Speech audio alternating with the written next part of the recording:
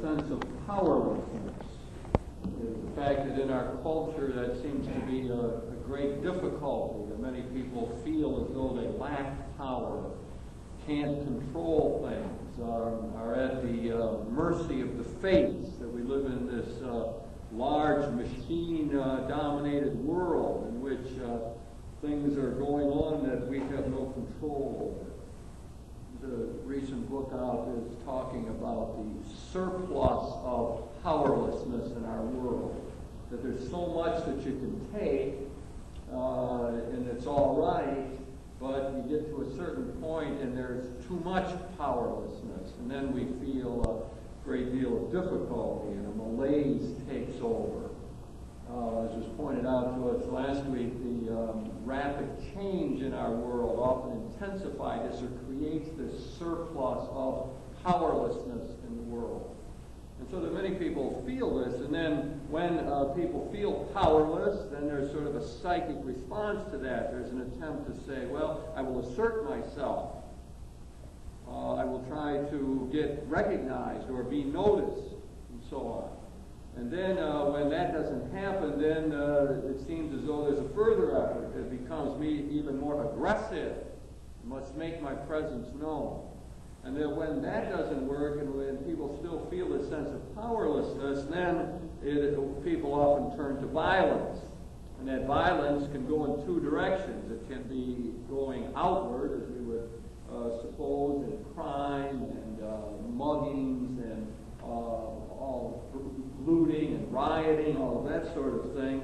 But it also can be turned inward, so that one is violent against oneself. I must say it makes more sense to me in terms of the drug problem than many of the analyses I've seen, that the people that end up on drugs very often are deliberately hurting themselves because they feel powerless in this world. And that can be the poor living in ghettos, or the affluent who feel excessively pressured by the world as they know it, feeling that they can't handle it all, turning to drugs as a way of being violent towards oneself.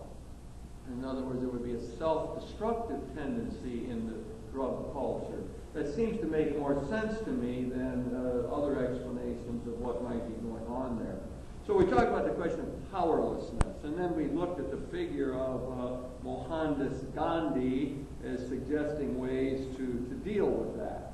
That Gandhi understood the importance of the search for truth, and that's what the way we would overcome powerlessness is through greater self-realization, through cutting through the illusions which take over our consciousness, of seeing ourselves more clearly, where we fit in the world and in the great scheme of things. So that self-realization, knowing ourselves better, would be the way to achieve an inner power, a power that no one could take away from us then, that we could use in dealing more effectively with our world. And Gandhi talked about the importance of, as he called it, renouncing the fruits of action, of not getting hung up on success or failure. And in that way, one is able to achieve a certain triumph over the cultural trend that says we have to be successful. It sets up a lot of that sense of powerlessness as we know it, a competitive spirit. So Gandhi proves to be an important person who reveals to us the power of truth, inward truth, knowing ourselves better, and truth about the world, that effort is more important than success, that how we live is more important than what we actually achieve, and that is freeing, liberating, and gives us a sense of real power, genuine power. We looked at Gandhi as an example of that in his life. Now tonight I want to turn to the other side of the problem. That is not our sense of powerlessness, what we can't do, but the possible misuse of the power that we do have. Now we're talking a more active sense about what is going on. And I'm going to use, again, ideas from Rollo May's book, Power and Innocence, where he gives a typology of power, models or ways of approaching it. And he points out a number of misuses of power that go on.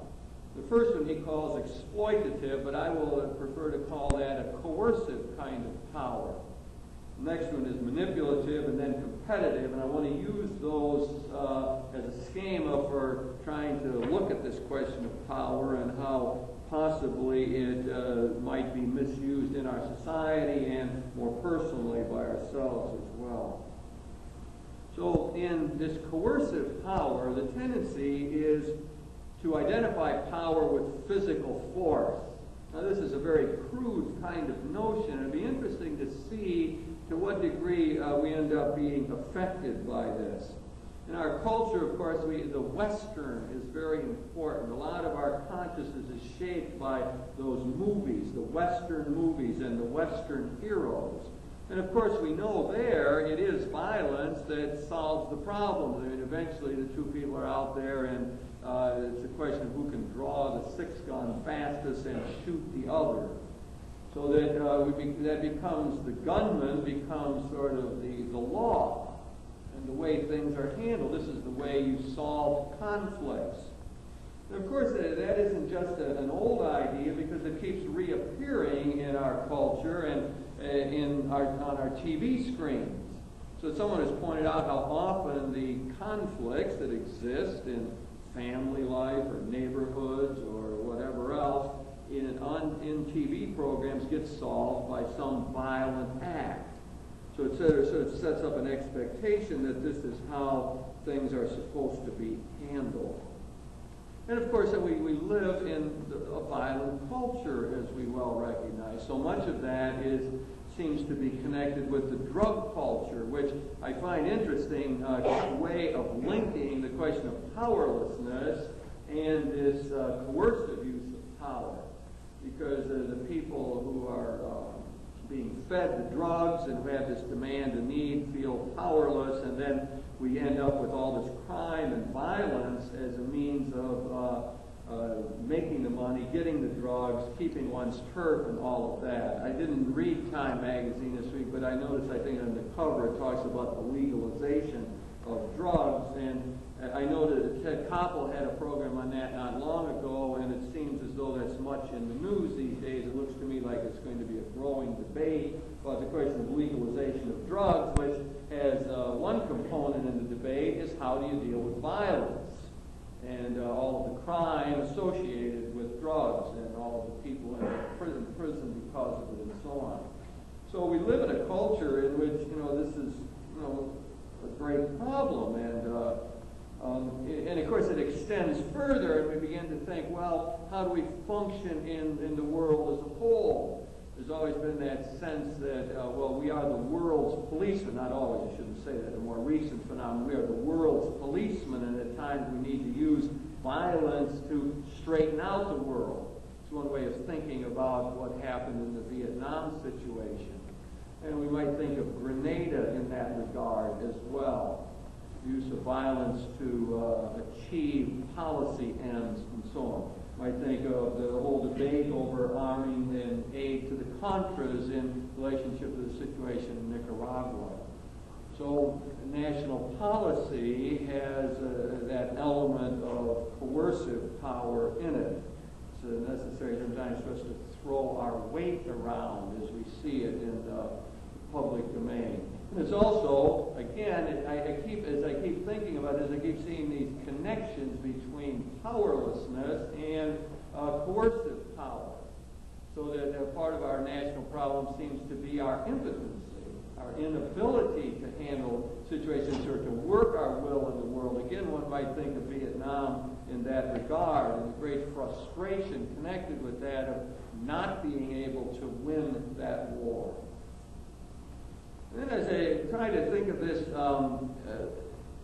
another aspect of it is the whole abuse question, which is coming to the fore. I remember when I first started getting people coming to me talking about being abused as a child, sexual abuse and all of that, I did not believe those stories. I mean, people would be sitting there telling me them, but I really did not believe them. And I suppose there's a lot of counselors or therapists who found themselves in that situation. And I'm now don't believe all of them, but I certainly believe many more of them that I hear now, because we're so much more aware culturally of how much of that does occur. So we have, and for many people, it's almost hard to believe. I mean, some of the cases that I've heard defy any sort of ability to comprehend them, and how parents could abuse their children in such horrible ways and so on. We have the phenomenon today of wife battering. And again, we know so much of that, and again, that sense of powerlessness. I think I talked about that last time with a young woman who felt so powerless that she almost forced her husband to hit her. She would set up situations where he would beat her simply to move beyond that sense of being nobody, of being so powerless. So it almost in one way seems to call forth a coercive, violent kind of response. Talking a little more about date rape these days, rape that occurs between two people where they know each other and relate in a social way and so on. Forced sex. So all of that is a way of bringing to mind the way violence functions in our culture, and power is used in a coercive way. And I suppose that it takes us back to some sort of a personal examination to what sort of tendencies there are that way within our own psyche, or how much has the culture and watching the westerns and the TV and dealing with the public policy that is so violent, how much does that infect our way of looking at the world? How much has it shaped our own consciousness? I mean, I really don't know the answer to that question. I mean, I suppose it would be very different for all of us, but I think it would be rather foolish to say it has no effect on us, that we are somehow immune from this bombardment in the culture. Exploitative or coercive power, as Rollo May talks about it. The second one has to do with what he calls manipulative power. Now this becomes much more of a question that we can bring to our own self-examination. I mean, surely all of us know ways in which we are indulged in manipulative power. And when you do that in terms of social analysis, the gunman, the Western gunman, now gives way to the con man, the one who is able to get his way in clever fashion. Reminds us of B.F. Skinner's notion of how we're supposed to deal with society. Skinner wrote a book, Beyond Freedom and Dignity, where he said it is an illusion that we have freedom, and that what we really have to do is program the environment so that people will behave in a particular way. So that if we can simply get the power to make the world in a given environment, a classroom situation, any other situation, the way we want it, then we have the power to manipulate people's behavior. I don't personally, put much credence in B.F. Skinner's metaphysics or his philosophy. As I often repeat, B.F. Skinner is great if you happen to be a pigeon. But when we're dealing with human beings of free will, I think his analysis falls short. But, however, it does bring out the sense of manipulation that can exist in our culture. Here, this is the sort of thing where we take advantage, where we use some power we have to get our will before others have their chance to exercise their own freedom. And we all have powers like that. I mean, some people use their beauty or sexual appeal for that. Some people use their brains, their intelligence to beat down others or to defeat others in arguments or to make themselves feel powerful and to reduce others to powerlessness. So almost any gift that we have, we could think of as having an ambivalence about it. We're able to use it for good, also able to use it to manipulate others, to gain our own will. It could be the ability to speak well or to argue clearly.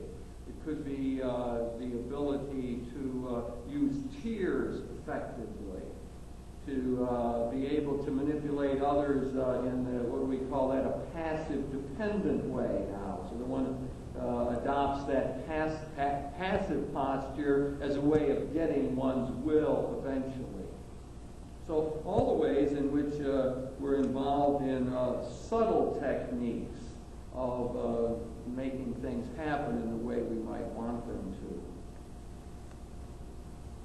And then, finally, in this outline of misuse of power, there is the competitive power, which again has an ambivalence about it. Whenever I speak about competition, I don't like to make it a completely negative analysis because I believe that there's a healthy kind of competition. Well, I think there's things to be learned from the world of athletics, for example. I think that we can imagine healthy competition within a classroom setting.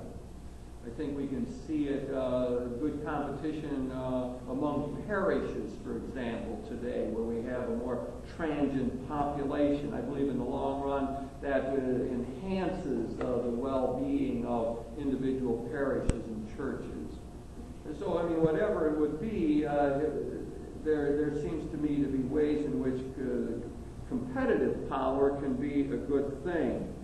But it also has a demonic side to it when it takes over one, when it's one's whole mode of being is to try to defeat, that one has to always be number one.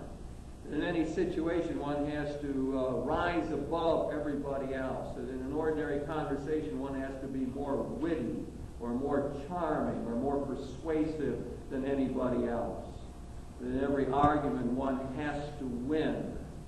That almost becomes a way of thinking. I'm reminiscing on old experience. I remember arguing with a lawyer one time, and we were arguing, really going at it hot and heavy. And at one point he said to me, "Well, you're right."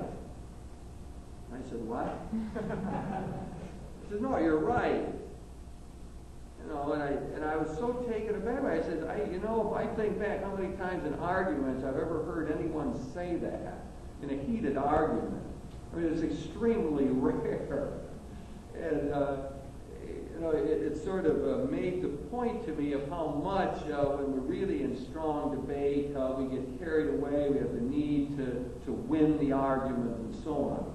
It seems very often, if we think about our close relations, family relationships and so on, when we have a competitive situation going, very often there is a misuse of power. I talked about that last time, too, and the importance of money in family relationships. And what an interesting phenomenon it is that money is the number one problem, cause of stress in marriages, even when the people have a lot of money. And the only way I can understand it is to say that money functions symbolically, and that the power over the money, the use over the money, is a question of power, finally. Who has the power? Not whether you got enough to spend or not. And so here we often get a competitive situation going. We see that competitive thing going with children, winning children's favor, and so on. It gets out of hand, we know, in the competitive socioeconomic scheme of things. People have to step on others to get ahead. It's a dog-eat-dog world. We see it in the question of schooling, where competition exists among siblings for higher grades and so on. So in many ways, when we begin to look at our personal relationships, we see that, I think, at work, where that can get out of hand. And the competitive spirit can end up being destructive and hurting the overall situation.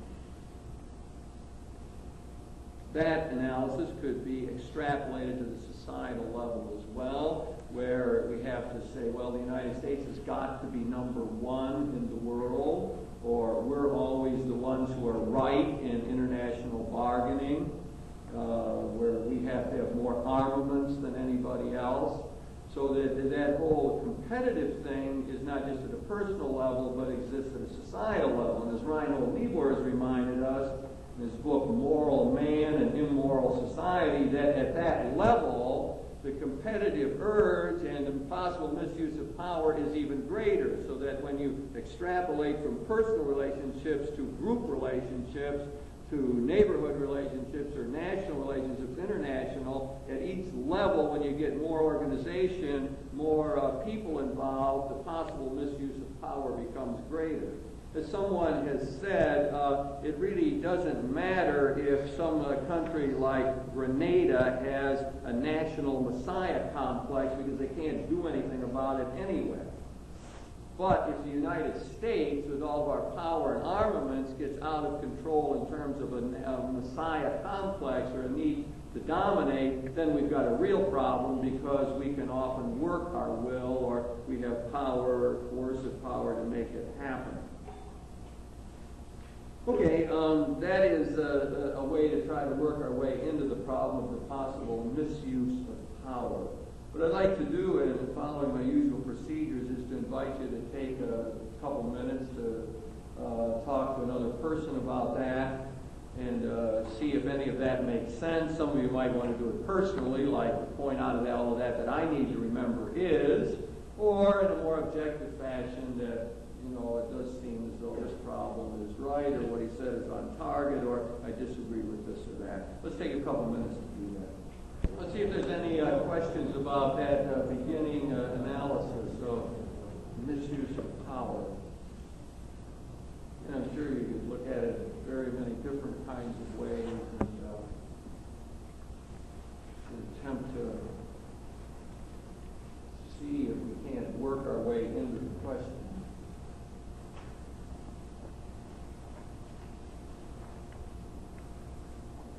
All right, I want to talk a little bit about Martin Luther King now and let his life speak to us about the questions. As you know, I'm very interested in looking at great people and trying to see what they have to tell us. Very often it's their life or vignettes in their life that speak most powerfully.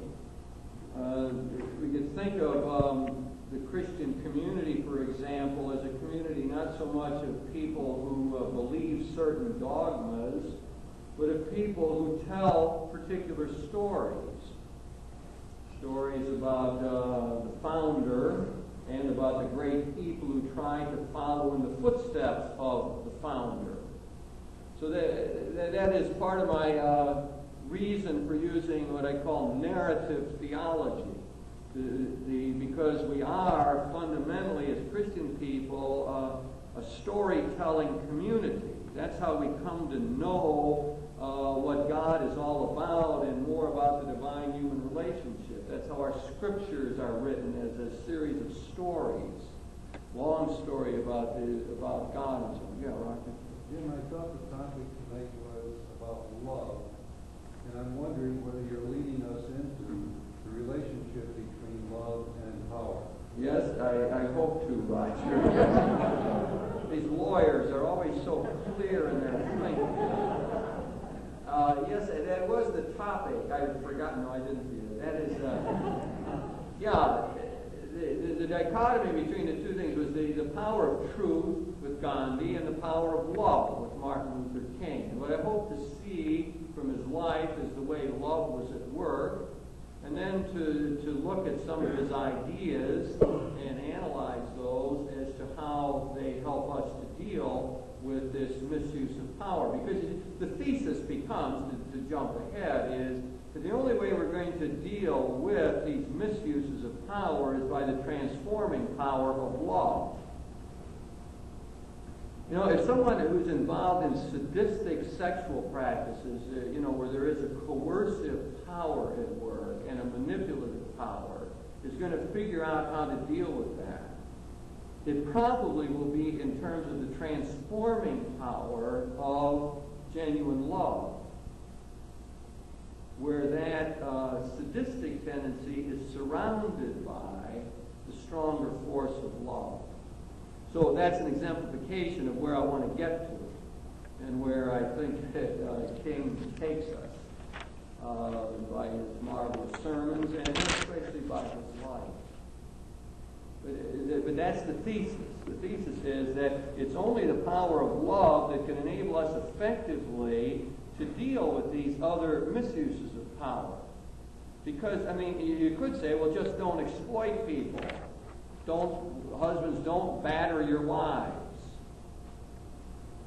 I mean, but that doesn't do it. It seems as though the instinctual drives and the compulsions and the things that drive us to misuse power have to be healed and transformed. You can't wish away dark forces. You don't suddenly become a non-competitive person overnight by saying, I don't want to be that way anymore. And that's where this whole idea of the transforming power of love comes in. So, thank you, Roger, for helping us clarify that. So, the life. Well, people know a lot about King, and I'm going to just highlight some of the things about him that seem important to me. He was born 1929, died in 1968 at the age of 39. That's hard to believe, isn't it? I mean, that a man did so much and was still so young and seemed to demonstrate so much wisdom at such a young age. Anyway, one of the things about King that's important, I think, is that he truly was a theologian, a public theologian, an activist theologian. In other words, he's one who found a way to take the Christian message of love and make it real in the world. He wasn't one who went off in an ivory tower and thought about things and then wrote books about them and said, here's what we ought to do. He worked his theology out in the battlefields and through the civil rights movement. And as it all was going on, that's how he worked out his perception of the divine human relationship and how the power of love could be at work in the world. So he was, in that sense, an activist theologian, as opposed to one who sits in a university and theorizes. And he was a public theologian in the sense that what he said entered the general consciousness of the population. So most theologians, no one ever heard of them and never reads their books and don't know what they said. Martin Luther King is a different type of theologian in the sense that he found a way to get it into the public forum so that what he thought and felt and knew to be true was visible for people. You could see it in action. And besides that, he was truly an American theologian, which again is rare in the sense that most of our theologians in the United States still borrow from Europe, but King, or from Latin America these days, but King worked out a theology within the American context, right within our situation. Very concretely, Martin Luther King knew that Marxist categories were not very effective in understanding what goes on in the United States. Now, Marx might be a very helpful person for if you live in Brazil to do your theology. In the United States, Marx hasn't been and won't be, I don't think, all that effective. And Martin Luther King, working out of a Southern Baptist tradition and in the Civil Rights Movement, understood that. So I consider him to be a genuine theologian, a public, an activist, and an American theologian. Besides that, he was a very educated theologian. In other words, he had a doctorate in theology. He wrote a fine dissertation. At one point, he wanted to be a teacher, thought he would be in the academic world, but gave that up. So that would be the first point that I think is important in understanding him. And again, I'm presuming that people sort of know a lot about his life. I don't want to do a whole biography. He made love real in the world, our situation in the United States, and it was an effective kind of love. The next thing I want to say about Martin Luther King is that we can't really understand him apart from understanding the black church experience. If I see a trend in scholarship about King these days, it is precisely that. You can't understand him apart from his training and background of learning the hymns in the black churches, which he knew by heart at an early age, of the scripture passages that he memorized, again, as a child. I think at 6 or 7 years old, he started singing in his father's church. He knew those passages. He was largely influenced by attending the church services. At times he had troubles with it. At times he thought it was too fundamentalist in his father's church. And sometimes he had trouble dealing with the great emotionalism that surrounded the service. But he eventually came to terms with that, and throughout all of his life was shaped by that. And what is important about that black church experience is that they kept alive the whole notion of the power, the liberating power of love in the world. That was part of the hymns that they would sing. So often went back to the Exodus experience. Hymns about Moses and challenging the Pharaoh, bringing the people out from the slavery of Egypt, finding the new promised land. All of that shaped Martin Luther King's consciousness. Those phrases rolled off of his lips so easily. Those are the images that he thought in, because they were part of what he drunk in from his whole experience in growing up. So I would say there's really no way to understand him apart from some perception of that black church experience, where the black churches were ambivalent. At times, the black churches were used to suppress people. There's no doubt about that. And then many times the whites used the black churches in the slavery times to keep people in line. But the fascinating phenomenon is that the way they were able, even under their oppressors, to keep alive the liberation theme, often in ways that their oppressors didn't understand through the Exodus imagery. All the hymns about Moses and the Pharaoh and all that being their way of keeping alive the power of love in the world to free people up. Black church experience. Now, I suppose the event that I would like to sort of get hold of then is Martin Luther King going to take the job in Montgomery, Alabama, 1954. He becomes the pastor of Dexter Avenue Baptist Church. Very quickly is thrown into the whole Montgomery bus boycott. Rosa Parks, remember that, she wouldn't move on the bus and was arrested, and the black community used that to start the bus boycott. Now, Martin Luther King, again, as this public activist theologian, so often responded to the events of the time. I don't see him as a man in a sense that, had his life all planned out and this is what he was going to do. The events were there. Suddenly he's at a meeting and people need a spokesperson for this whole movement, the bus boycott, and suddenly he's the one who's picked. And he has to give a talk, and he had almost no time to prepare the talk. And he gets up, and in a 16-minute inspired message, he sort of put together all of the themes that would be part of his preaching for the rest of his career as a leader in the civil rights movement. A true moment of inspiration. And I'll tell you what I think part of the genius is that he came upon. One major thing is the way he found a method of melding together the Judeo-Christian tradition about the power of love to free people and the best of the American dream. You could put it this way: Martin Luther King was not one that went around burning flags or spelling America with a K. No, what he had a whole other insight. He saw how the Exodus experience was at the center both of the Christian understanding of how God's love works in the world and in the center of our national self-understanding.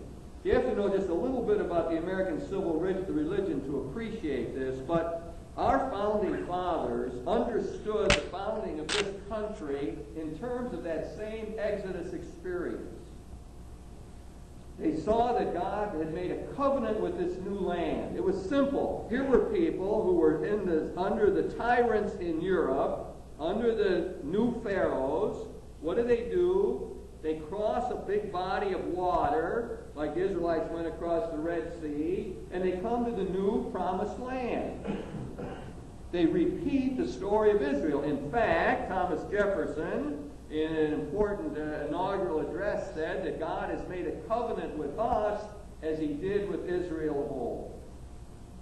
Just to cement the case, when Benjamin Franklin and Thomas Jefferson were asked for what their suggestions were for a seal for the new country, there were two suggestions that came out. One was Moses parting the waters so people could pass through, and the other one was the pillar of fire that led the Israelites through the desert. These are our founding fathers, and what is at the center of their own consciousness is this Exodus experience as a paradigm, a model of God's redemptive, loving power in the world to free up the people. That's the great celebration of freedom in our own country. So, as I see Martin Luther King's genius, it is to take those two ways in which the great paradigm in the Jewish experience, the Exodus, has played into the Judeo-Christian understanding of things and into the American consciousness and put them together. He said in that opening speech, Montgomery, that 16-minute job, extemporaneous, almost completely. He says, if his people are wrong in their cause now, the blacks looking for freedom, he said, then the Constitution is wrong, and Jesus of Nazareth was merely a utopian dreamer. And if you look through his speeches, analyze what he said, that's a constant way of doing it. The American dream side by side with the Judeo-Christian notion of how God's love is at work in the world. His great genius, I think, was to be able to do that, and that's what brought forth much of the power in what he had to say. As he gave the talk, he sensed that people were getting carried away. It's probably one of the first times he understood his own power.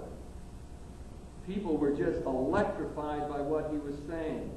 And he sensed that. And he sensed that things could get out of hand. I suppose he sensed his own temptation to be a demagogue. And he stood back from that immediately. As soon as he sensed that, he came out with his great warnings about, well, we have to proceed in this way through the power of love and not violence. We cannot be violent. He could see people are excited here. They're prone to get out of hand. There's other things going to happen we don't want to have. It could have people using this coercive kind of power. And what does he say? Wrong. We can't do that. We must use the power of nonviolent love. Loving nonviolence is the way that we can only handle. He says that the Christian love must be the regulating ideal of this whole movement for civil rights. Again, here, let me go back to something that I think is key to understanding King, and that is his whole bearing or attitude in relationship to the cause. One of the things I find fascinating in watching his speeches, and I love to hear them, and the cadences and everything. In fact, I was going to read something tonight, but I thought, no, I won't do that. It'll ruin it. It's almost better to just remember them all, to hear and feel the cadences. But the thing that fascinated me about King was the way that he always maintained a critical distance as he went about the work. That he was never totally caught up in the frenzy of the crowd or in the power of the moment. One of his great sermons is entitled something like, it's about Jesus being both tough-minded and tender-hearted. Those are phrases he liked to use. He wanted us to be tough-minded but tender-hearted. And he thought that's one of the things I want to elaborate on as to how love worked in his mind. So I shouldn't say too much about that right now. But that is part of his distance as I see it going on. Then, in the midst of the Montgomery bus boycott, again, I seem to be highlighting that a lot because I think a lot of the formative influences came in that first time. One night he got home, and this was also frustrating. I mean, they couldn't make it happen. They couldn't get the business leaders to go along. They kept being stymied, and the Montgomery city officials were using everything to break the boycott, and sometimes it seemed like they were going to. One night he went home exhausted, as often. Couldn't sleep. He gets up in the middle of the night, and he goes down to the kitchen, he puts on some coffee, puts his head down, and he thinks, I have to get out of this. There's all these death threats against my wife and my baby. I just can't put them through this. I can't take any more of it. And with his head down in his arms, he suddenly heard what he described as an inner voice. And the inner voice said to him, Martin Luther, stand up for righteousness. Stand up for justice. Stand up for truth. And lo, I will be with you, even unto the end of the world. Heard an inner voice in the midst of that despairing situation. And he understood the voice as being that of Jesus. Jesus, the one who had taught the power of love, telling him that he would not abandon him in the midst of this struggle. This clearly is one of the most important experiences that King ever underwent. At that moment, a great inner calm took him over. All that anxiety that had been bothering him got into some sort of manageable form. He felt a renewed strength. And I think it was that experience, the so-called kitchen experience, which really sustained him throughout much of his life and enabled him to keep going. Again, I would see it as an example of the power of the love of Christ to come into our hearts and our minds and to give us some sort of surprising strength.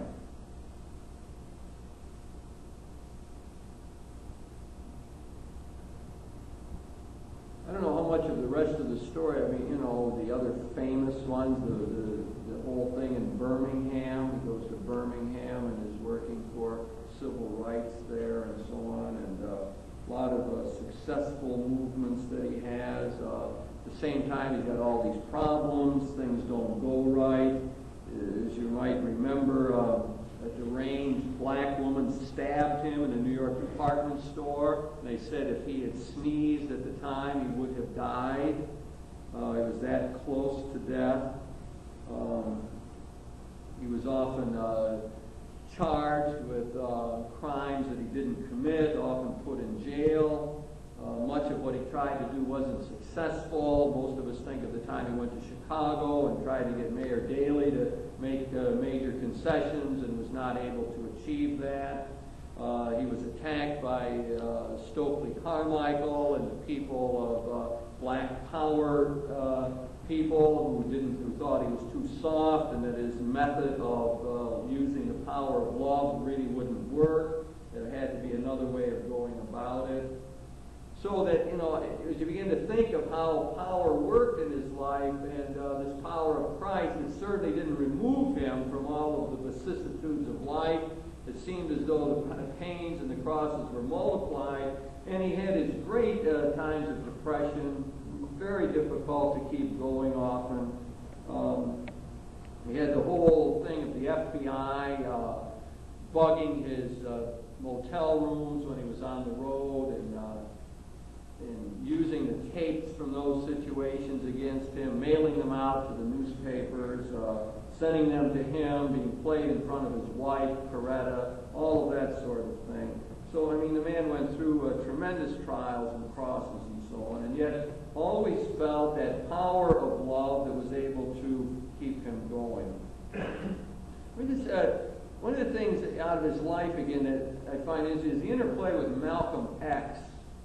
People might remember Malcolm X at that time as he was ended up in jail I'm recalling it, in the New York area, was converted to sort of a diverse version of black Muslim religion and began to think of all white people as devils And during this period, of course, he thought that Martin Luther King was far too soft on the white establishment. You couldn't get anywhere that way. One had to be far more militant, and there was talk of violence and so on.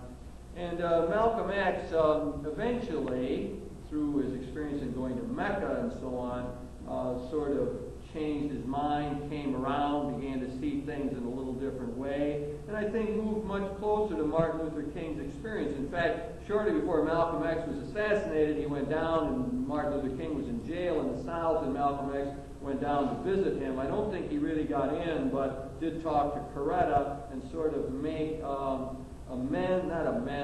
reconciling gesture to come closer to the position of Martin Luther King.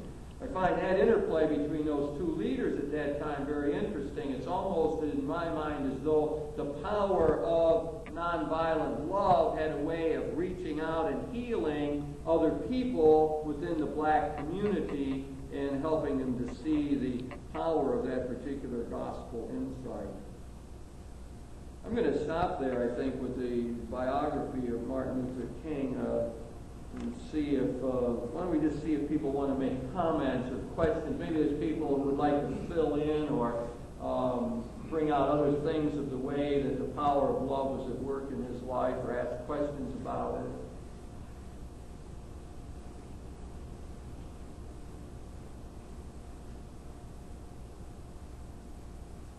I don't have my glasses on. I just realized it. No. And I could not see if there's any hands up. You'll have to just speak up.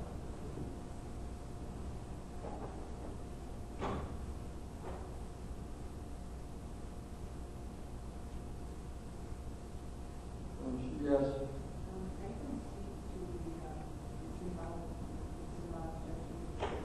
symbolism and rapidly all great people using symbolism.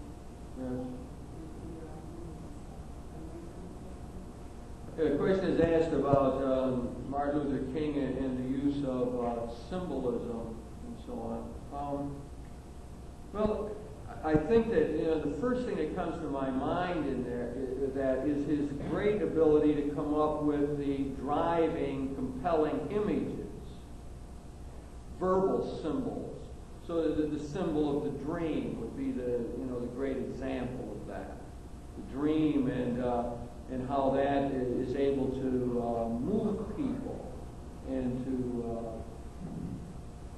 enable people to work for peace and for justice. That would be the first thing. Another great verbal symbol that he had was that of the beloved community. So that he needed a way to, the symbol of the kingdom doesn't translate too well. I mean, it doesn't make it in a country where we don't have a king or a queen, where we have a democratic world. And so Martin Luther King transferred the kingdom symbol into that of the beloved community. So what we were after is a community where the power of love was real and what grabbed people and pulled them together.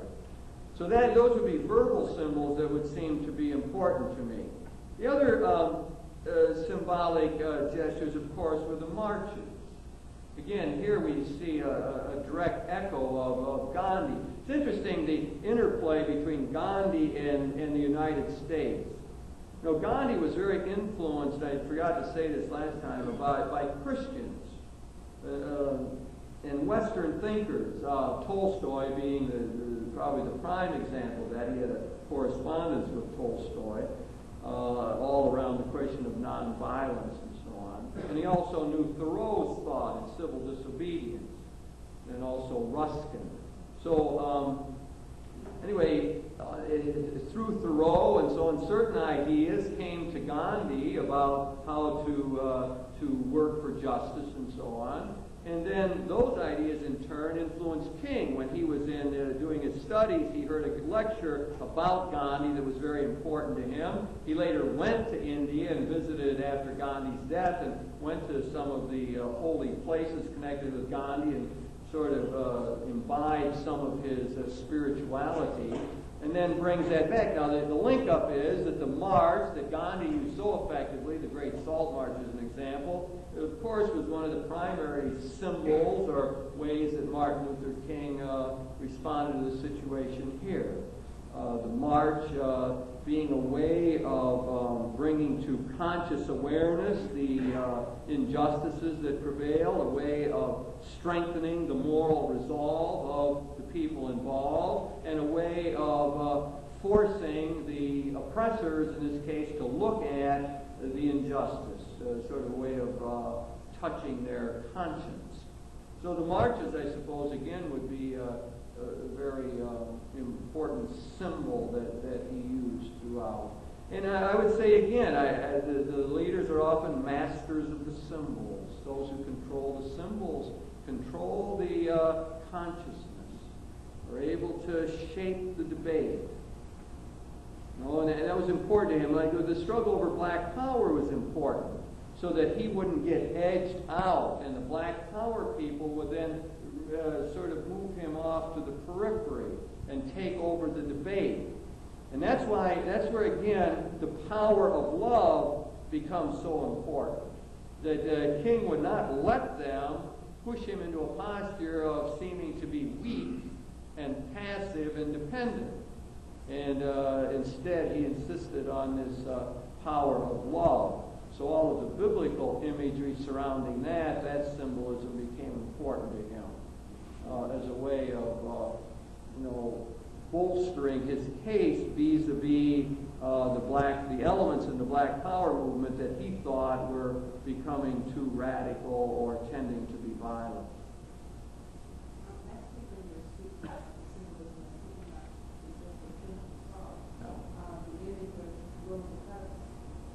Yeah. Came to mind that she, that was a real symbol for just not moving out the seat, just moving. Right. In the time of great people also, they can use symbols that created by another, effectively, to respond to the idea. Well, I often think of the leaders. Let's put it this way. One of the things it seems to me leaders are able to do is to catch the pulse of the people and to channel it. To be able to seize the moment and the opportunity. Timing is so important in this. And I think that he was able to do that. And of course, he often talked about Rosa Parks. She would be there. I think she was there to talk over the Montgomery thing, maybe up on the stage as I'm recalling it. And he played to that and talked about how what an important thing that she was doing. Often referred to her as, that the word fatigue often comes in to his talks. We're tired of all of this. We're tired of this. And Rosa Parks, she was tired of moving to the back of the bus. She was going to sit there.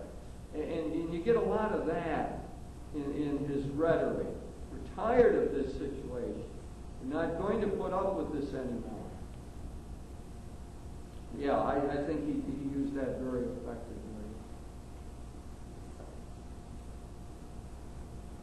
Yes? How long before you embraced Dr. King's words about before incorrect? Or did you embrace them immediately? I'm curious to know. For myself, you're asking.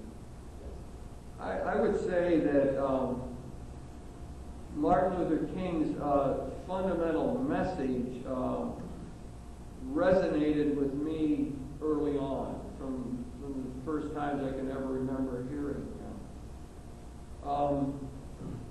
I was never too sure exactly why, whether it was the content or the style. I mean, I considered him, very, very early on to be the greatest orator that I ever heard. And I know the cadences and the symbolism had a power to touch my psyche early on. And I would say the other side of it is that, again, speaking very personally, that the general message that we're going to overcome evil by goodness or love, makes a lot of sense to me.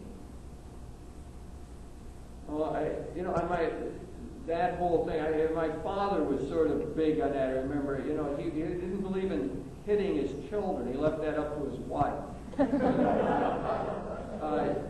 He was big on not hitting his children. I mean, there would not be any violence like that. And that it was always, there was a more persuasive power that you should always use. I grew up with that idea.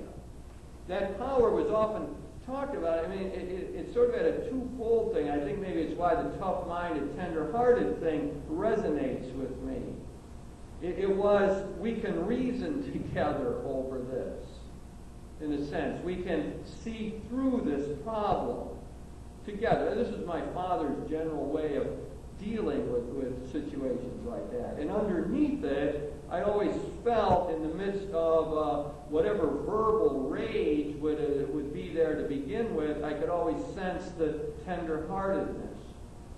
So I believe that I was sort of programmed through family background and training to resonate with the precise message of Dr. King. I can remember it as early as I can ever remember hearing his talk.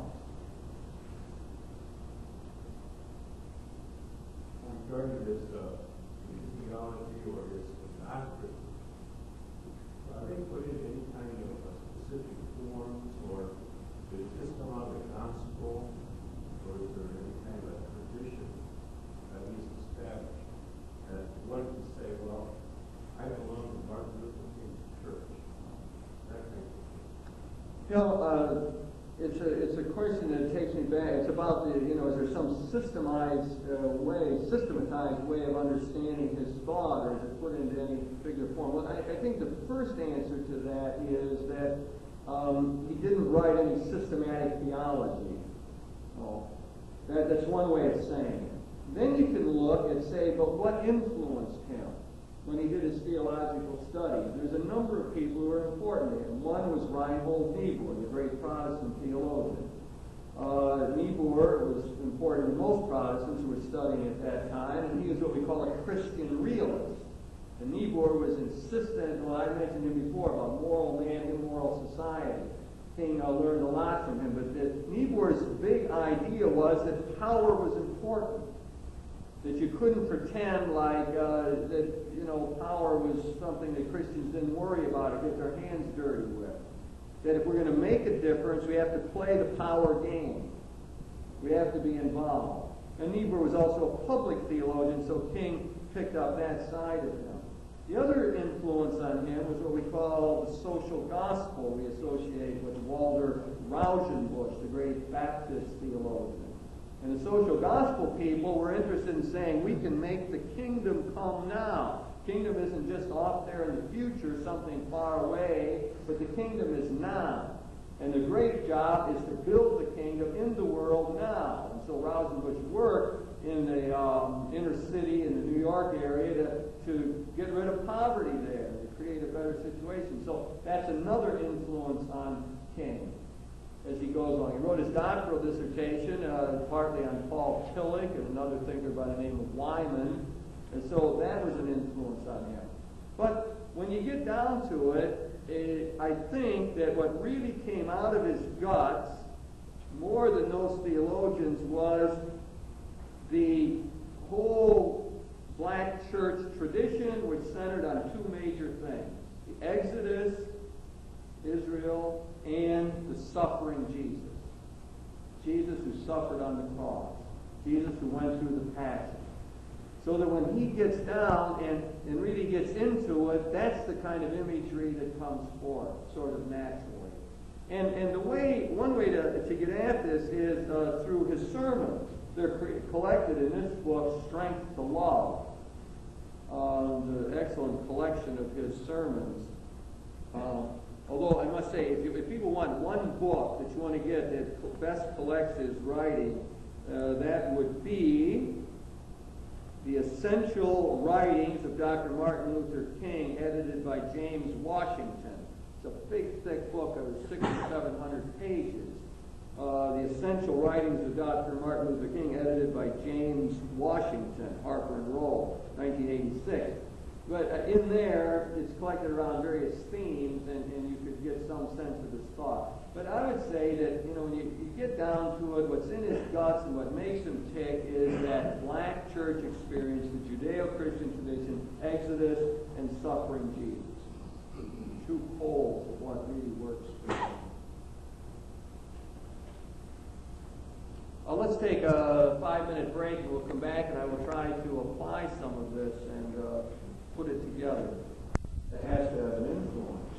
Or do you agree that it would be based on the following that this nation was created based on Bible? Well, yeah, I see it as ambivalent. The question is asked, I mean, is the country founded on violence?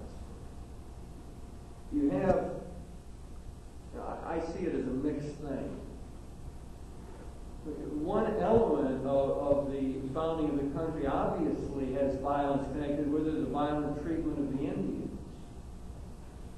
Well, I mean, that's a very clear thing. It's something that, you know, we don't like to advert to in our national memory.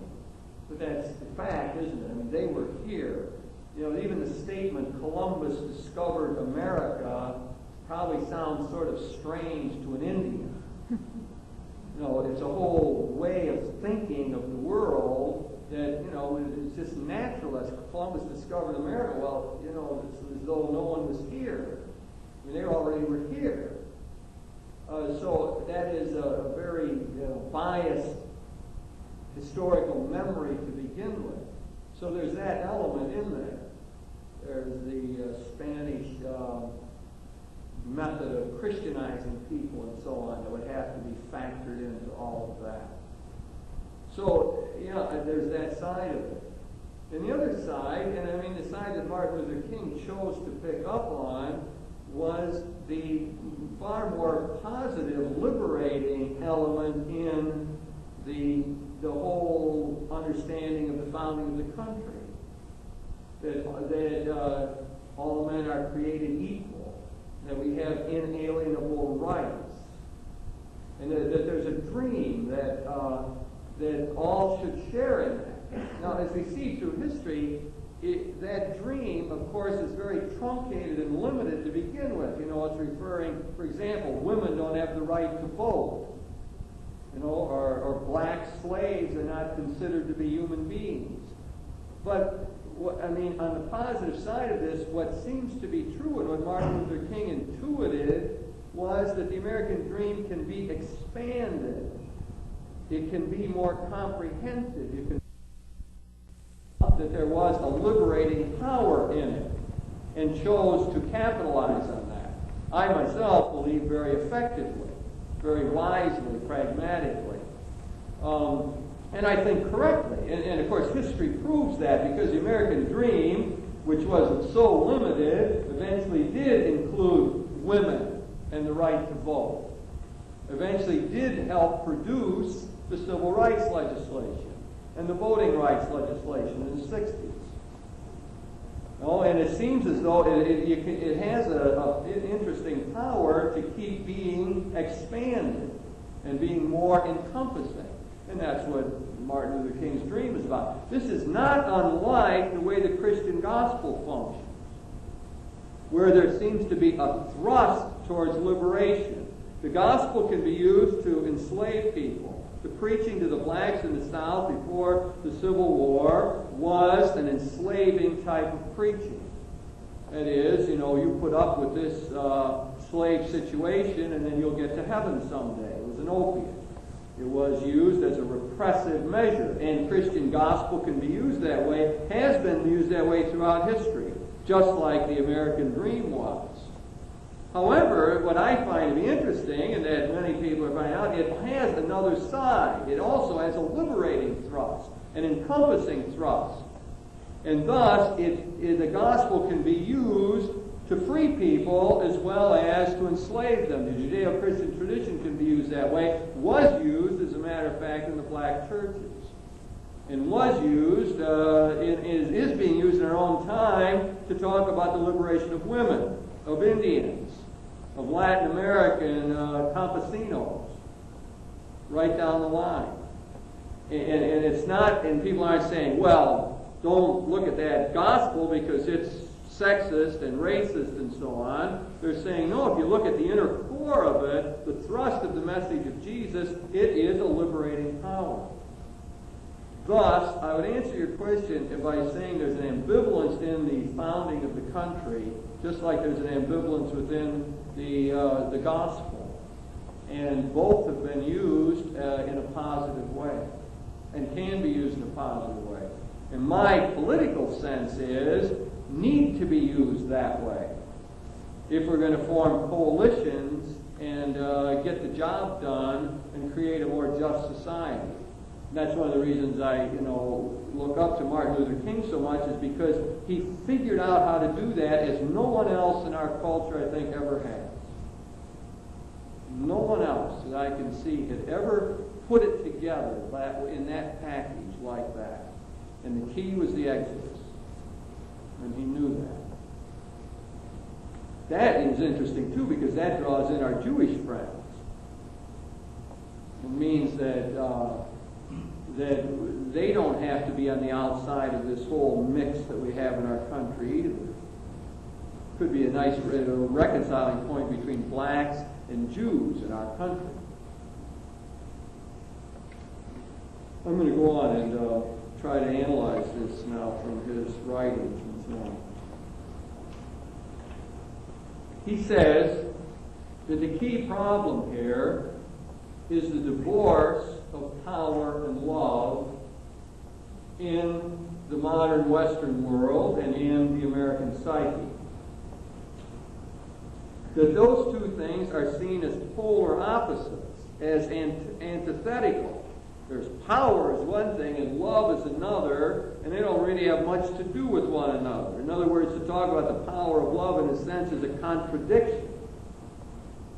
Now, in the history of philosophical thought, that goes back to the 19th century with Nietzsche. Nietzsche was big on the will to power. He said that every human being had the will to power, and that's what really counted. And then when Nietzsche looked at Christianity, he said, well, that's all about love. That's no good. That's not going to help you. And Nietzsche is one of the few people in the history who had bad things to say about Jesus, because he thought Jesus abdicated real power and it took on too meek a posture. So that Jesus fell into that trap. So Nietzsche dichotomized those two things. He split them apart. Here's power and here's love. Now which are you going to choose? You're going to really make it in life and be something and develop yourself and make a difference, you better choose power. And of course, what the Christians did in response was buy into the problem. That is, they said, well, that's right, there's power and there's love, but we jump on the other side, we choose love. Thus seeming to be impotent in the real world. Thus seeming to create a situation where people who were into Christian love were milquetoast and didn't worry much about their own development, and they were passive dependent. They weren't self-actualized people. They weren't powerful. They didn't make a difference. Couldn't contribute to the world. And that's the kind of dichotomy that Martin Luther King thought still prevailed on this question. Christians simply reversed Nietzsche and left the problem sitting there. And of course, his answer to this is that it's wrong from the beginning to split the two. That power and love have to go together. That power without love is, as he says, simply reckless and abusive. Abusive, interesting word in terms of our original analysis. Power without love is abusive. It exploits. And love without power, he says, is sentimental and anemic. It can't get the job done. It can't do anything. It can't make a difference in the world. You end up with passive, dependent personalities. And how often religion, Christian religion, fostered precisely that kind of outlook. So he says then a number of statements here that I want to try to put together. He says power at its best is really love implementing the demands of justice. Power at its best, when power is really exercised properly, it really is a way of being a loving person that tries to create justice, make the world a better place.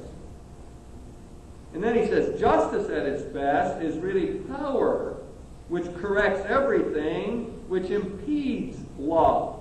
Notice how he's trying to weave those major ideas together. Love and power and justice. Justice at its best, when we're really fighting for justice, then we're using power. Then what are we trying to do? We're trying to straighten out the world, correct it, and get rid of the obstacles to being loving people.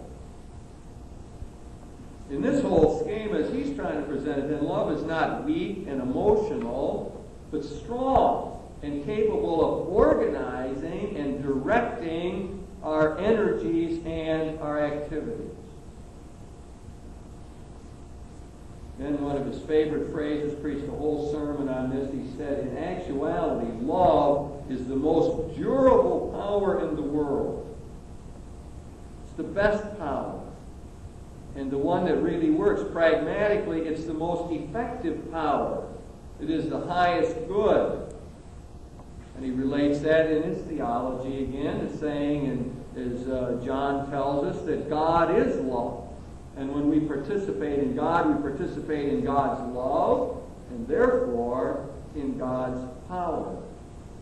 Now, I suppose, in a sense, all of that could be abstract. No, but when you take it down to a life, and of course you can take it down to the life of Jesus, which I want to do eventually, but to go midpoint here, down to the life of Martin Luther King, we see that in action. Oh, and we saw that with Gandhi too. Here are people living out of the power of truth and love who are effective. In other words, I think it's important to see that Martin Luther King, the civil rights movement made strides. We did as a result of marches and demonstrations and all of the other things he did. We got civil rights legislation, which has perdured. In a sense, he was able to shape the public philosophy enough to give us a substratum where we could get the civil rights legislation. I might compare that with prohibition. So we had moralists around at that time too, and said that we're going to make the kingdom on earth if we just get rid of alcohol. And so they had the power to get the prohibition laws on the books. But what they weren't able to do was to get the public consensus, the public philosophy, to undergird it so that the prohibition laws would work. Now what happened with the civil rights legislation, which is very different, is through shaping the public philosophy, through the influential people, through the kind of work, the power of persuasive love, as Martin Luther King made it work, we got enough of a substrat. Not that everyone bought into it, but enough people bought into it that you could produce civil rights legislation, which is on the books and still functioning. And presumably in the current climate would not be overturned by vote as we overturned the prohibition legislation. So Martin Luther King wrote, love is the most durable power at work in the world. I mean, that's, odd talk. But he really believed that. He really believed that and lived it out. I don't know too many people who really believe that, to tell you the truth. I don't know many people who really think that's true. In the real world, that isn't how it works. In the real world, the boss has got the power. And that's the power that endures. Or the bishop's got the power in the church, or the Congress has got power or somebody. And that's the real power that endures. And I really think Martin Luther King saw it differently. And his life and actions, I think, buttress that.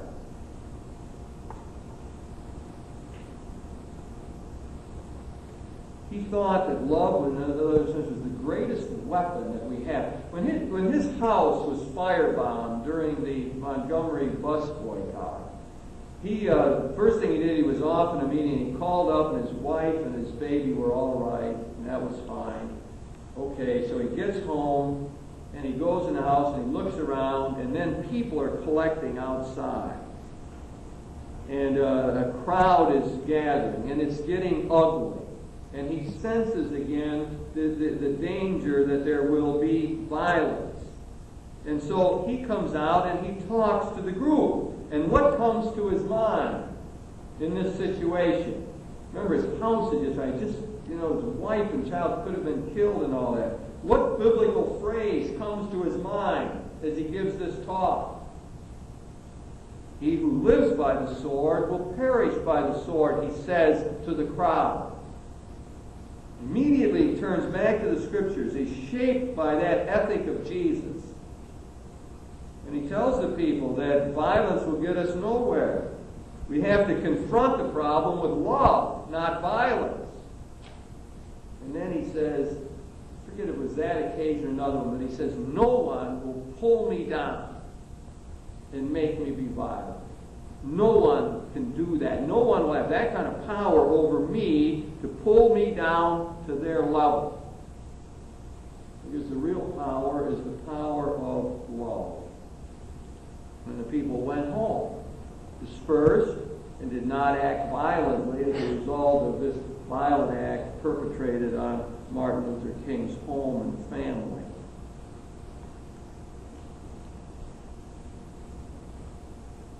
Okay, so that's probably the first point.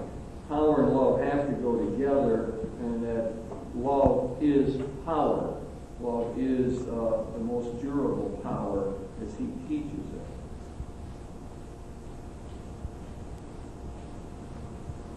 Point that I alluded to before, and I'll elaborate a little bit on, and that is love to be powerful must include tough-mindedness and having a tender heart. Whereas love does not abdicate the role of intelligence. In his mind, we've got this idea that there's like our will and our intellect, head and heart. I guess that's how we symbolize it these days. Head and heart. And that most of us walk around with those two things sort of separated out in a way. And what King wanted to do again was to put those two things together in an effective, total, integrated approach to life. So thus we had to be tough-minded and tender-hearted. The tough-minded part meant that we would have to see through the illusions, much like Gandhi. We'd have to see through the things that move us to be coercive or manipulative in dealing with other people. We'd have to understand prejudice. We'd have to understand compulsion, understand what makes us tick, understand the situation in our world and how prejudice works there and how there's sinful structures and so on. Tough-mindedness is what helps make love powerful. And then the tender-hearted side of it probably can be summarized in the word compassion, to be able to suffer with, a willingness to be open to suffering ourselves. It is the opposite of building the walls, of being hard-hearted. He has a marvelous sermon on being hard-hearted, which doesn't allow us to empathize, doesn't allow us to feel the pain of others, wouldn't let us know what those who are oppressed in the society are going through. Those two things have to go together. So if love is going to be powerful, it has to combine those two elements. The third way of analyzing what he has to say. In many of his talks, he went back to the threefold New Testament distinction. There's three Greek words used for love in the New Testament. One is eros, which reminds us of Plato and sort of the passionate drive for the divine. It's the romantic kind of love, passionate. Eros, erotic. You have an English word for that, erotic love. So he distinguished that from philia, which is like friendly love, brotherly love, Philadelphia, city of brotherly love, philia. And then the third word, the Greek word that's used for love, is agape. Agape refers to God's love as it's operative in us. Agape is an open kind of love. And these are the words he uses to describe agape. It's an understanding love, a creative love, It's a redemptive love. It means goodwill towards everybody else. Agape is a high kind of love, a selfless thing, in which it's encompassing. It isn't like if you had agape, like you love just white people, or just black people, or just Americans. But agape is all-encompassing. It's a very rich word. It's God's kind of love as it echoes within us. And so Martin Luther King says that love that is really powerful is agape. Because we're sharing in God's love. God is love and the source of power. And then he in a number of his sermons, he distinguishes agape from liking. He said, thank goodness God didn't tell me to like Bull Connor. Because he's not very likable. Sends dogs after little kids. The sheriff said it was his nemesis, Bull Connor. His face appeared on TV all the time in a sense of rage against these black people demonstrating for their rights. So he says, you can't like Bull Connor. You can't like the oppressors. You can't like this condition that we're in. He said that would be inhuman to ask us to do that. He's glad God didn't ask that of us. But what God did ask us is to love others. And to love others means that it's something that is possible. We love them because God loves them, because God cares for them. And that's where he said he would like to distinguish then the things that Bull Connor does that he hates from the ability to love Bull Connor. Now that leads us into, what it becomes probably the most difficult part of all of this, and that is the whole teaching of forgiveness. I think before I do that, let me stop here and just see if anyone wants to ask. And in relation to the power of food, is his response to the tough mind and kind of hard is that in the actions and realizing that truth is just a substance thing, that it really has nothing to do with goodness and anything like that, and saw that as a weakness? No, I would. It was your last word saying thought as a weakness. Yeah, It was just, yeah, it wasn't just truth, but also content and quality of that truth and the quality of reality. I think that the preliminary point was Martin Luther King's connection with Gandhi and all of that, and what influence that has on his twofold outlook on this, using intelligence and will, tough mind, tender heart, and so on. What I think that King had was a much better understanding of human nature than Gandhi had. A much better understanding of the totality of the human being. Gandhi, being in the East, had sort of a difficulty dealing with bodiliness. He had a real dualism between soul and body. And I think King didn't have that. King had a much more integrated sense of who we are, as we say it today, a holistic sense of the human person. He studied existentialist philosophy, I think, which helped him to understand this. And also he got it, I think, out of the Bible.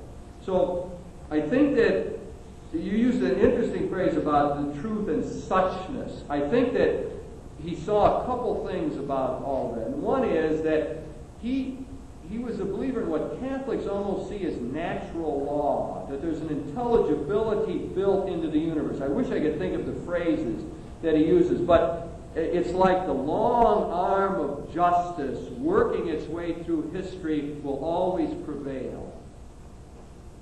It's, the natural curve of things bends finally towards the good and towards the true. This is a sense of of the suchness of things, as you said, the way it is with the world. God has put His plan and His law into the world. There's an intelligibility about it. There's a final hope and conviction in Martin Luther King that justice will prevail. The beloved kingdom will be established. Now, what was important then for him was that the truth, he didn't have to put truth and goodness together. They're already together. To be just is the true thing and the good thing to do and the effective thing. To be loving is on target and it makes it work. See, he didn't have to put them together. And I think you'll find most people who have to think of life as segmented in one way or another and have to put them together, never get them together right. So if you think of your head and heart as just two separate parts of yourself, you never get it together. It doesn't work. Always something goes wrong. You have to start with an initial unity and then see the distinctions within that. I don't know, I should be able to give a better example. Philosophically, I really am convinced that's true. How you unperceive, if you think your soul is stuck in your body, you'll be forever screwed up. I don't care what you do. I don't care what you'll do. You know, you might be all right for a month or 5 years or something, but eventually you'll be messed up. You can't do it. It doesn't work. If you're wrong at the beginning, you'll be wrong somewhere down the line. I think you know what I mean by that. Yeah, I was going to make a comment. He, in essence, replied to Gandhi as he did to Nietzsche. In that sense, yeah. Although he didn't, it's not explicit. I mean, with Gandhi, I mean, he took in Gandhi's spirituality. I mean, that's what interested him, and his symbolic actions and methodology, nonviolent methodology, civil disobedience, and so on. He didn't feel a need to critique Gandhi at that point because it wasn't but he did. He had to critique Nietzsche, and he does that directly. I didn't make that up. I mean, that's his thought. He did critique Nietzsche precisely on that point of dichotomizing power and law. But he had I think it was because he had this really good sense of himself and what that was all about. I'm trying to compress material here. And how am I going to do it? I think I'm going to turn to the example of Jesus. And here you get back to my answer to Paul's question. King was shaped by the Exodus experience and then by the suffering Jesus. And that's typical of the black church experience. The black churches emphasize that. Jesus is crucified. Jesus is the crown with thorns, going on his passion, going to his death, and so on. And so King looks at Jesus as the great example of the power of love in the world, the premier example of all people. So let me divide this into two parts. Jesus' teaching on the power of love, and then Jesus' example. So first of all, his teaching.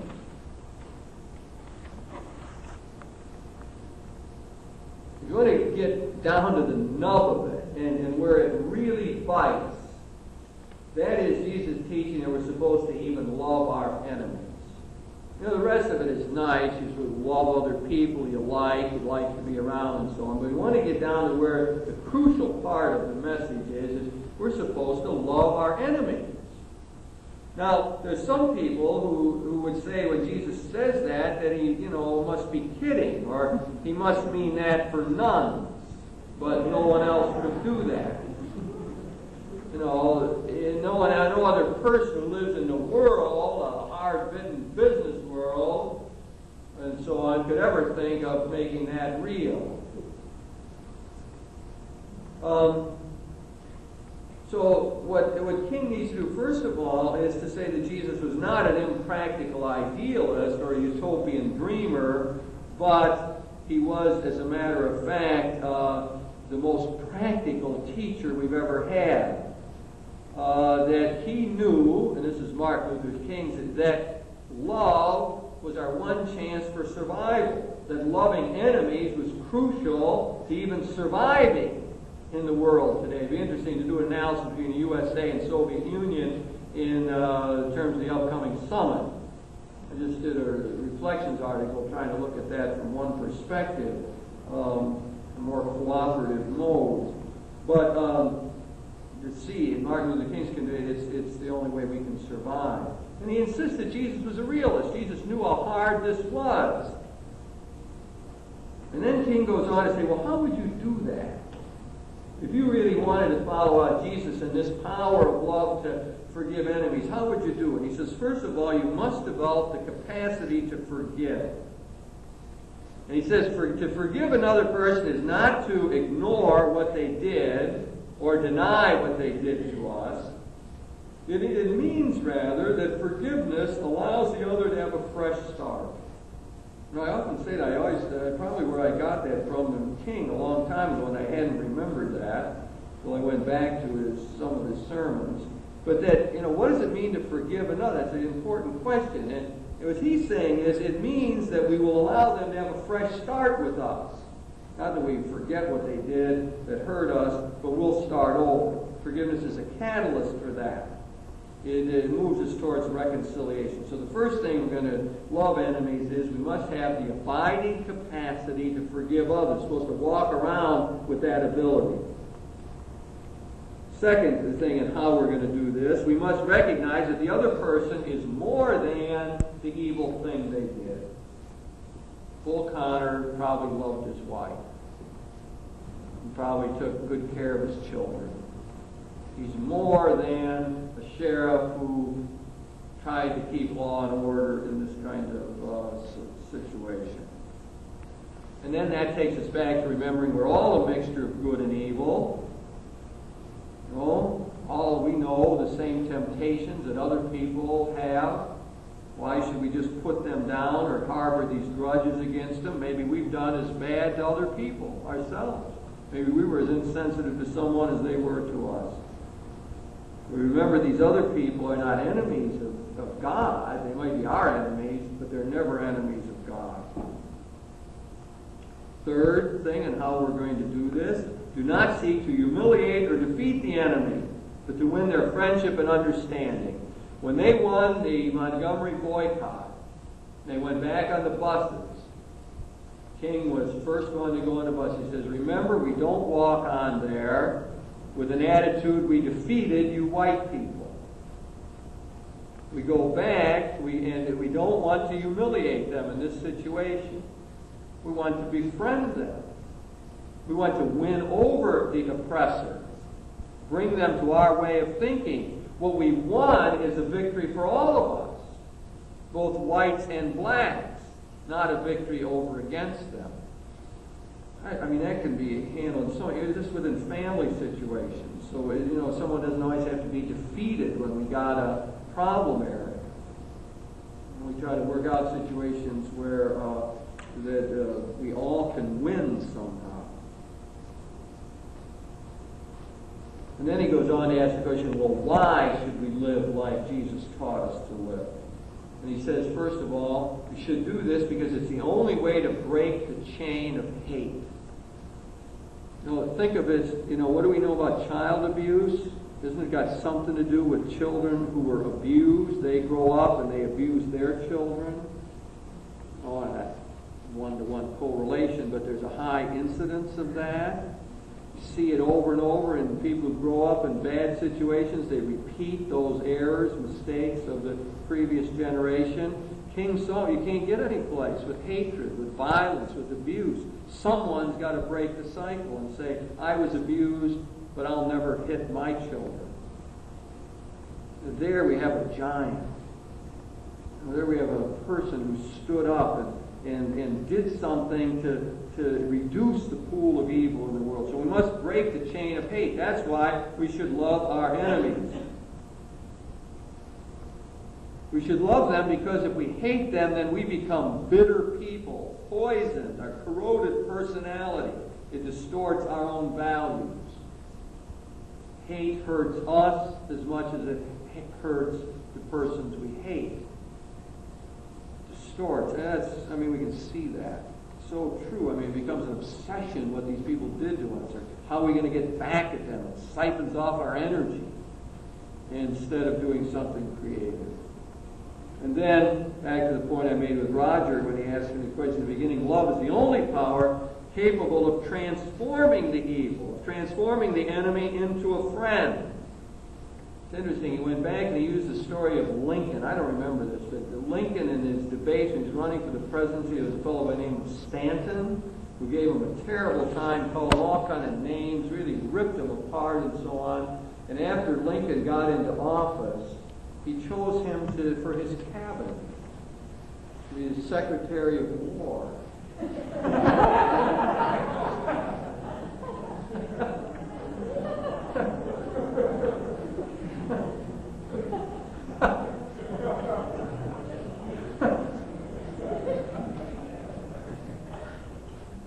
Stanton outlived Lincoln and came to think of him as a great man. Had marvelous things to say about him on his death and how he lived. King uses an example of winning someone over. The power of love to transform. You know, I really believe that's true. I think that I met a guy. I was out doing my stand-up comedy routine in Milwaukee 2 days ago, last week, and which went over quite well, I must say. Going on the road with it now. But when I got at the airport in Milwaukee, I got in a cab, and this guy, and he knew me, and I didn't know him, and so we went on and so on. And later on, it really had, we got along well and so on. In fact, he got a cab coming back to the airport also, and he says to me, he says, I have to tell you something. He says, I was so afraid you'd recognize me in the cab. He says, he says, about 6 years or 5 years ago, he says, I wrote you the nastiest 8-page letter. And he said, he said, I just ripped you to shreds and so on. And he said, it's interesting, he says, in fact, when I knew you were going to be here, I got out the letter you sent me back. And he said, in the letter you sent me back, you said, well, I appreciate your comments. And the one point you made seemed to make some sense, and I'm going to meditate on that, and so on. And I hope you are doing well in your ministry or whatever. Signed. And he said, he says, I never forgot it, but he saved the letter all those years. I never met the guy. I knew who he was.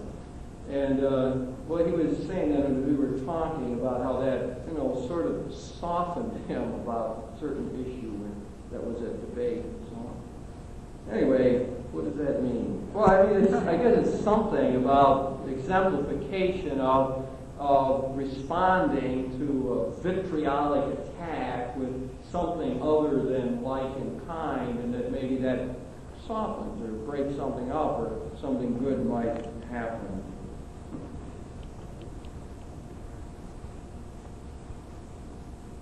Next point of why we're doing this, forgiving our enemies, it's the only way to create the beloved community. It's the only way we're ever going to create something better on this earth of ours. And finally, we should do it because the Master commanded it. And he didn't command it just for priests to do, but for everybody to do, to love our enemies. And he meant it. He didn't just kidding about it or saying in an ideal world you should do it, but you should do it in the real world that we live in. Then, in another sermon, King goes on to say, that's nice. Jesus preached a nice message, but the really impressive thing is he lived it out in the moment of crisis. And I think King was big on that. How do you act in a moment of crisis? How do you act when the chips are down, or when the stakes are high, or when you're really being put upon and things are dark? How do you act then? And he says, this is marvelous sermon on Jesus on the cross. And he says, when Jesus gets on the cross and he says, Father, forgive them. Now the phrase to quote, this is important. He says, then Jesus said, Father, forgive them, for they know not what they do. Then Jesus said this. And Martin Luther King in his sermon says, well, what's the word then? He says, the word then is very important. When was then? Then was when he was hanging on a cross. Then was when he had been deserted by his friends. Then was the time when they had falsely accused him. Then was when he was suffering. And it's precisely in that then moment that Jesus says, Father, forgive them. Thus exemplifying what he had been telling his followers for the last couple of years, how they ought to do it. And he says, what do we draw from this then? He says, well, the first thing is that Jesus is one of the few people in history who matched his teachings with his actions. He says, most of us have this gap between our words and what we do. It's part of our pain in life that we don't live up to our ideals entirely. He says, but Jesus' moment on the cross was his finest moment. Well, and that's the moment when we see the true power of love. The cross becomes a symbol of the real power of love. It's the best example we have of forgiving the enemies. It's interesting. It says Jesus knew that the old policy of an eye for an eye would leave everyone blind.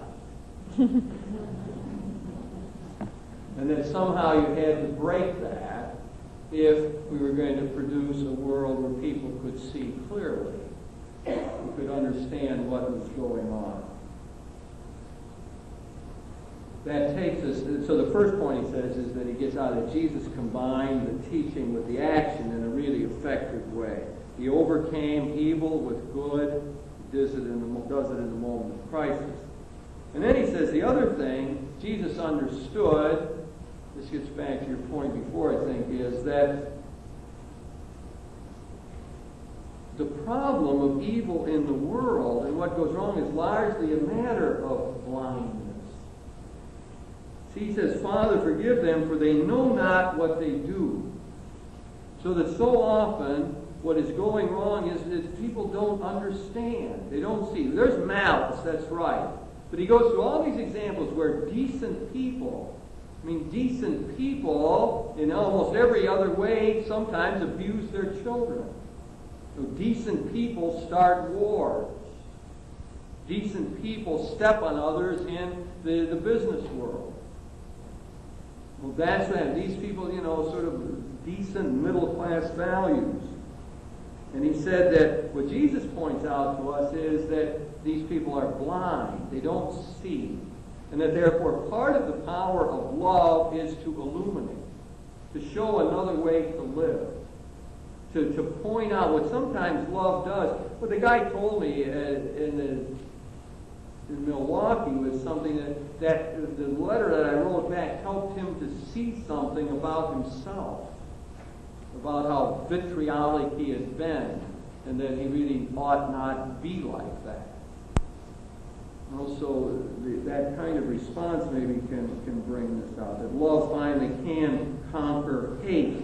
That brings us back then to what he saw as the great symbol, the cross being the example of where God's love is shown in its full power right in the midst of our weakness. If I can see the clock here, we have a couple minutes yet. Does somebody want to ask at this point? Yes. I just like I reflect about Dr. Martin Luther King and Gandhi, and I wonder what they'd be saying to us today. And as you were going through the different kinds of misuses of power, I thought of a couple that certainly were issues during Dr. King's time, but surface more today, and those are the power of positions, such as the position of a doctor or a lawyer or a religious person, and then the power of language use, such as meaning humankind, saying man, meaning God, saying you. And what message of Augustine, or what kind of light do you think Martin Luther King would guide us today? Yeah. What kind of action would we be called? Well, that's a very good way of looking at it. I think we got a clue in this that I didn't bring out, and that is we associate Martin Luther King with the civil rights movement, right? And he's trying to lead the black people to freedom and so on. What happens? The Vietnam War comes along. Now, he's a friend of Lyndon Johnson. Lyndon Johnson got that civil rights legislation through, voting rights legislation through. John Kennedy couldn't do it. So they're really getting close. And what does King do? Comes out publicly against the Vietnam War, thus rupturing the relationship with the most powerful man in the society, the one who had done most, he said it himself, for the black people in this country. Breaks that, knows what he's doing. Absolutely. In other words, my point is that he was consistent. That is, when he saw a way in which there was division where there ought to be unity, where there was hate where there ought to be love, where the beloved community was being ruptured, he went after it. Under the worst of circumstances, I mean, you know, we are all in power positions now and then, little things. There's certain people we'd like to be on the good side of and get things and so on. We're talking about the most powerful man in the country who had done the most and wanted to do the most. He wanted to do it. The war on poverty, all of that. And he broke with him. He didn't say he break with him. He came out against the war knowing that would cause a break. So I must say that when he would look, when his conscience is not raised on the women question at all.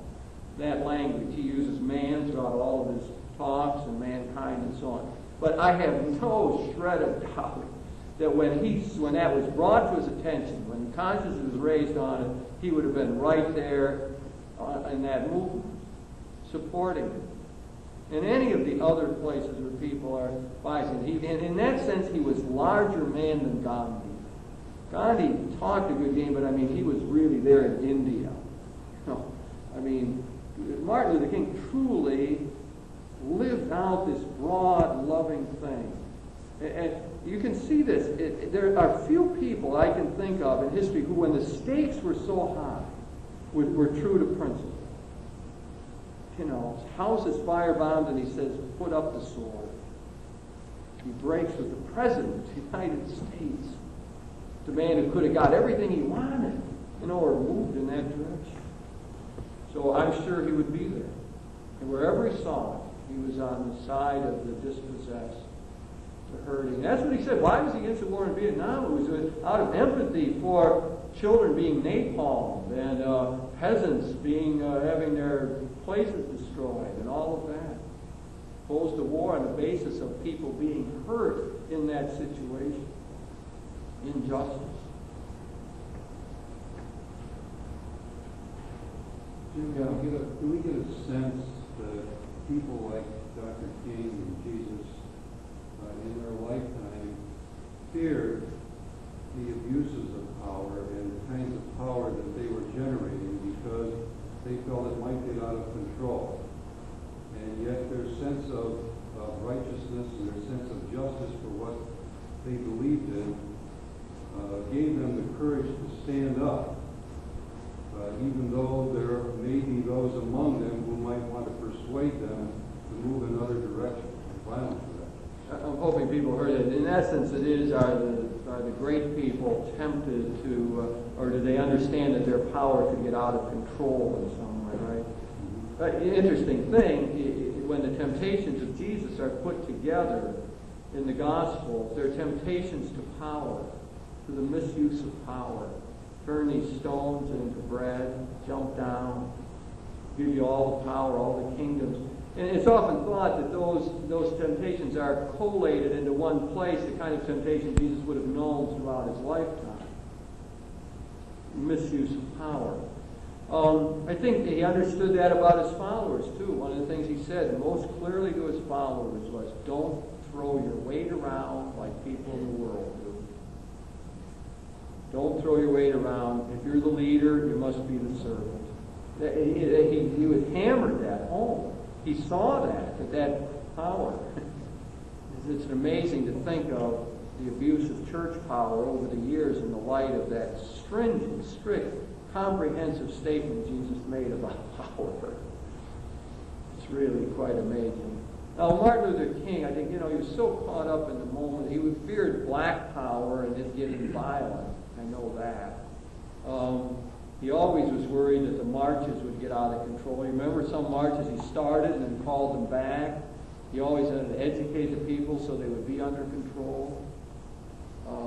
So I think in that sense, I would say he saw that temptation and tried to deal with it. We need to stop. Some people want to go.